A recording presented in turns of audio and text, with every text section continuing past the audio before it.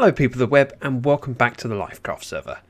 We're picking up where I left off in the last episode, which is in the Cactus farm. Now there's a few more things to be done, one of which is a little bit limited. In the last episode I said that I wanted to build 4 layers in front of us and then 4 to the left and 4 to the right. However, that's not actually possible because just behind this wall we have blocks coming from the lobby. So a little bit of an oversight. However, I will do 2 layers on the left and the right, which brings it up to basically the floor height of this part.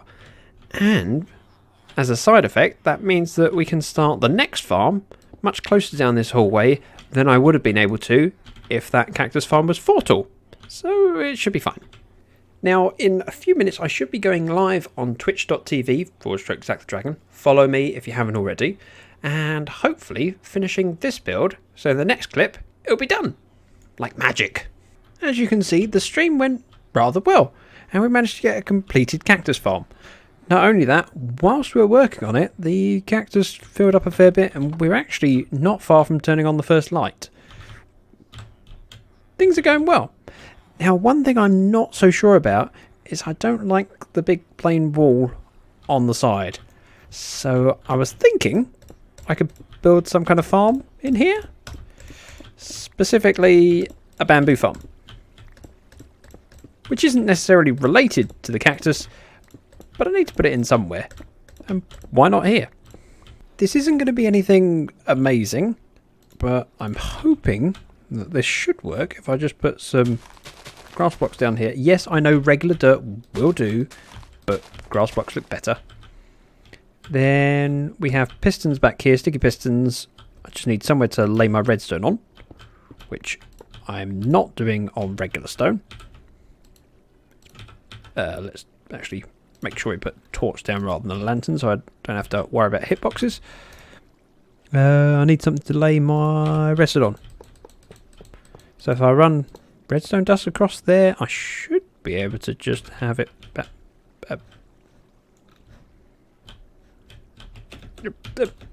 I'm out. Oh, that doesn't work. It has to be behind the pistons, doesn't it? Damn. Of course, I've messed up again. I thought that running it on top of these would work. It doesn't. It has to be 1 block taller. Rebuild for the 3rd time. This has turned into a bit of a problem just because pressing this button does all of them but 1 at the end, and there's no way I can think of to get the redstone to it apart from putting a torch on the side of the block and having that signal come off and feed in. But the problem with that is that then all of these pistons will not be at the same time. So to fix it, I think I'm gonna do is rip up this iron for the 3rd time and place it up here instead and have them all powered by turned off torches. And then this goes along here, which will turn. Oh.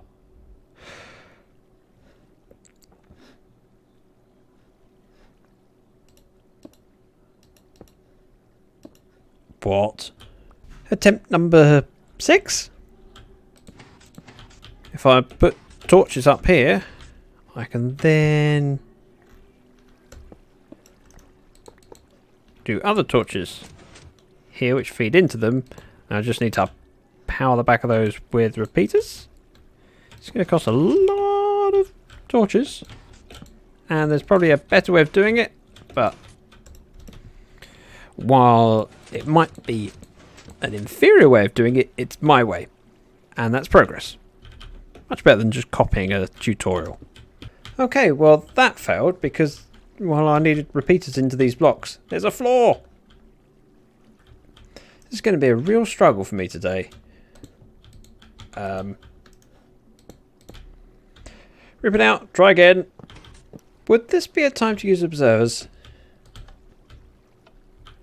Oh. Excuse me. Right, let's try that instead.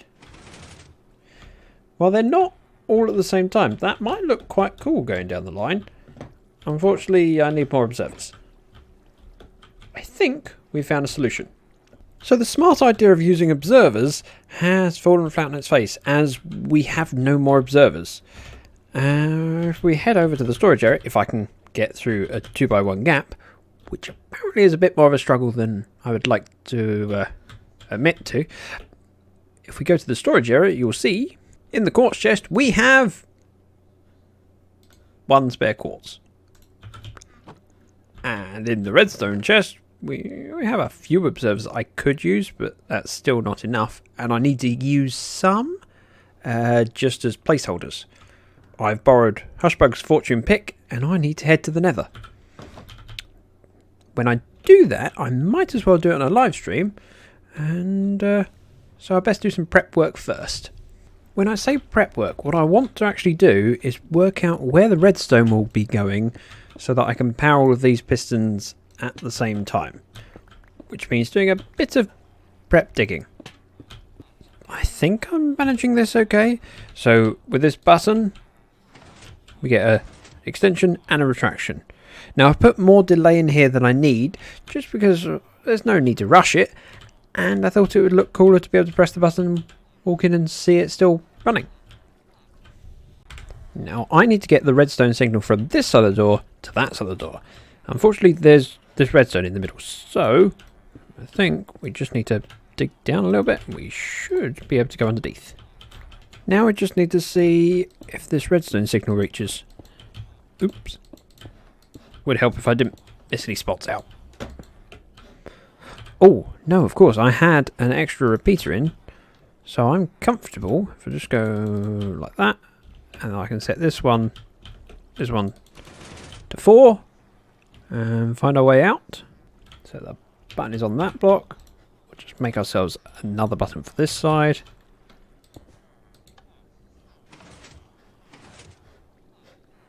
That seems in time.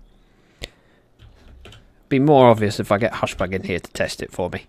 Tested it, is exactly the right time. So now all I need is loads of observers and we can finish this job. Or at least this part of the job. Still need to do the collection system. We are now post-stream, and I should give you the summary.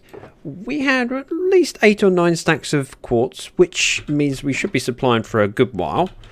And the sorting system is now running. Yep. During the stream we were also very productive in the green wing, and managed to build the bamboo farm. So if we come in here, we now have 2 bamboo farms. Very straightforward. And a button to harvest. So if we come over here, press the button and run in, a hopper minecart is sent off to pick up all the bamboo. So if we stand over here, it should disappear in front of our eyes. Any second now.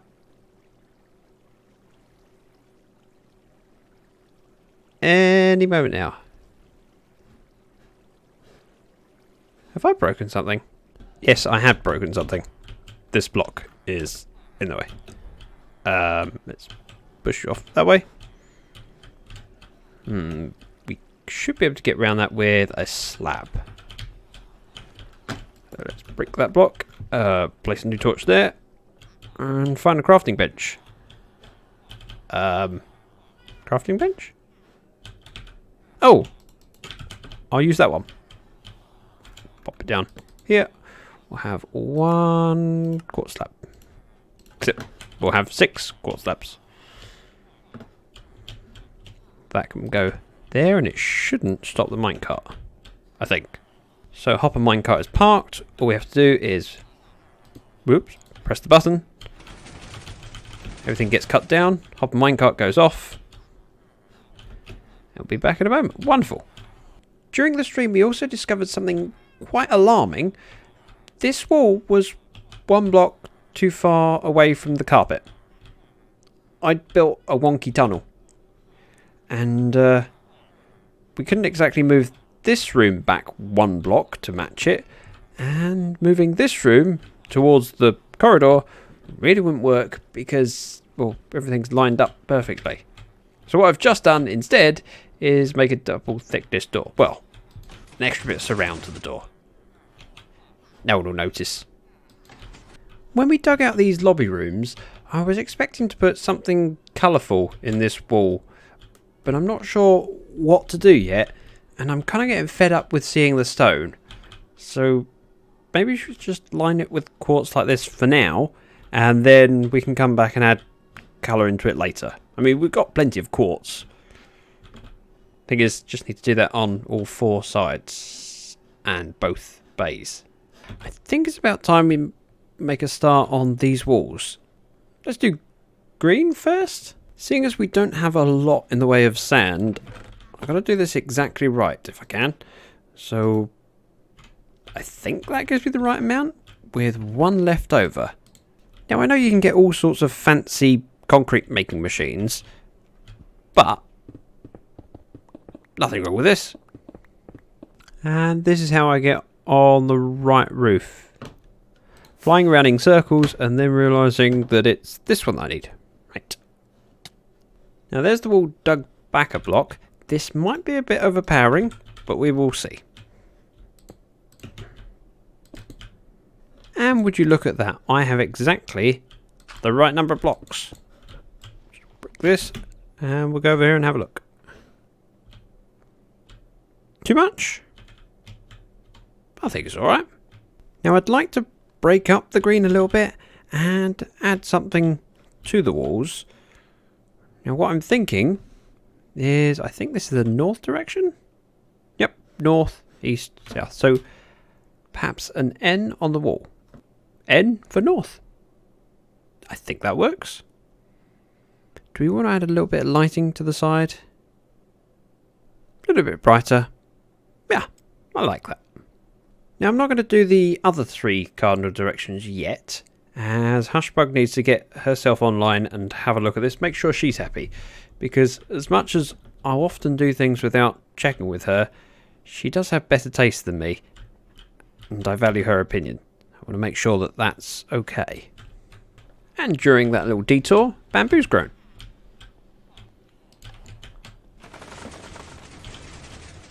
It's quite satisfying seeing that. And this time we should actually get this bamboo picked up. Or not.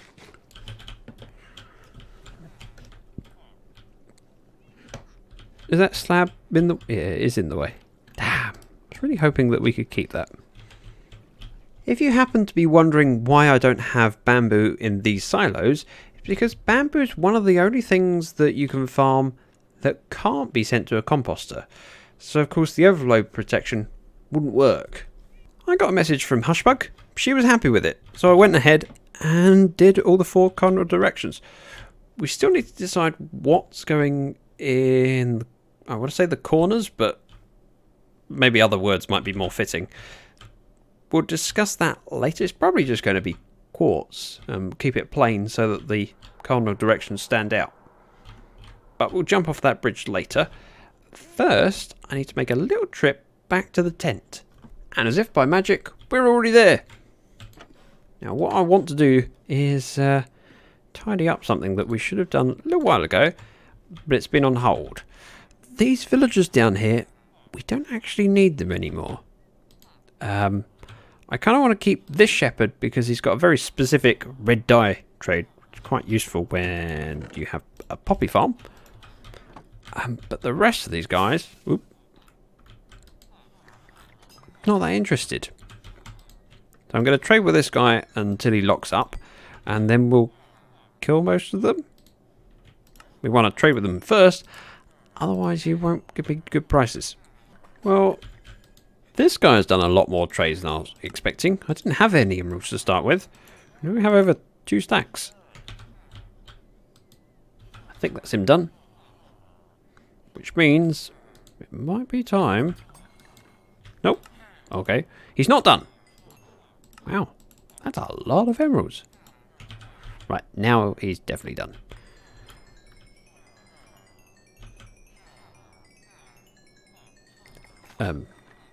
Free repair. Now do you hate me? Yes. Yes he does. But he hates me just about enough that that got rid of the last... That was handy. Wow, it's a lot quieter in here now. Just need to pick up a few odds and ends. So the plan for this guy is probably to move him back to the main base, and same with this one. He's Unbreaking 3, which I've been struggling to get. So they'll be going home at some point. However, the two in here are our original breeding pair. And while I don't particularly care for the farmer, he's nothing special, the other guy is George, who you will remember in episode 2, I think it was. I promised to hug him and squeeze him and pet him and always love him. So I think at some point we need to find him a nice retirement home. Well, that's most of my belongings that were left here collected into some shulkers. I'm just going to pop those in my ender chest. Now, while these sheep have served me well, I don't particularly need them anymore. So, sorry?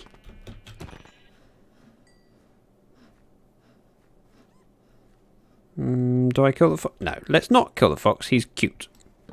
Be free! Right, after a little bit of panic as I was being attacked by phantoms, we're okay again. They'll die soon enough. These horses need somewhere to live. So let's grab these fence posts and we can move them. One of these horses is the horse that I used before I had Elytra, and so carried me everywhere, including all the way north to JT and Bex's place. I assume it's north. Is that north? East. All the way east to JT and Bex's place. But they're both really good horses. So let's take him and find him a good home. I just had my horse shot as I went over that hill, saw 4 creepers and a skeleton. Managed to escape without a creeper blowing up. Maybe I should take the main road. Okay, my horse just took damage from that bear. As long as he survives the journey, I can heal him up later. That's the gaming district there. Now, spawn is just that side of the water. We're travelling round the big lake because roughly in this direction is our base. And I kind of want to keep him nearby. Now, I believe this used to be Yellow Hybrid's base. I think I got the name right. I could have it wrong. If I have, I'm sorry. But our base should be just over there. So we might actually find somewhere on this hill. I mean, it's a nice outlook. I don't have any gates, but I do have a horse that can jump 3 blocks, so that should be easy enough. Your new home with a nice view. Plus, close enough to my base that I can come grab if I need to. 1 down, 1 to go. Yeah, this horse is definitely slower. Noticeably so. This is not my main horse. Somebody places far too many berry bushes. Bex. Look, somewhere safe and plenty of friends. I shall abandon this horse here. And now that we don't have any horses, we don't need the pen either. While we're not using the tent anymore, it has been useful from time to time being able to just pop over here and sleep. And as long as it's not in anyone's way, I'm quite happy with it staying there. However, if anyone needs the space, just let me know and I'll help you tear it down. And we're back at the Christmas build. Look, we've got snow now. Apparently this was broken last time we were here, but all fixed. We need to pull a name out of the hat.